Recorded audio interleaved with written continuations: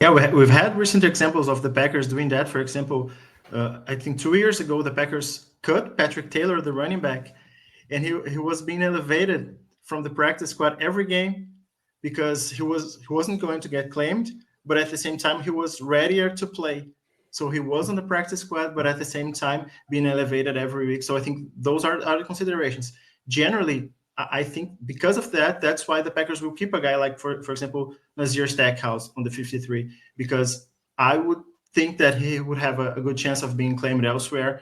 And he's a pretty good developmental player. He offers something the Packers basically don't have elsewhere on the roster, that the run stopping ability, since TJ Slayton left out in free agency. So I think that's the type of player that you have to keep to protect. And I think Brian Gutekunst has done a really good job with that. My favorite example is during COVID time when they released Chris Barnes, and nobody knew. Like, Chris Barnes was a undrafted free agent linebacker. It was during the COVID season, so nobody was allowed in the building. Nobody from the beat, I don't think, there probably wasn't a tweet. If there was, maybe I had one of like Chris Barnes made a play once or something. I don't think anyone said anything about Chris Barnes through the entirety of training camp. And then at cutdown time, they release Chris Barnes. They waive him, subject him to any other team.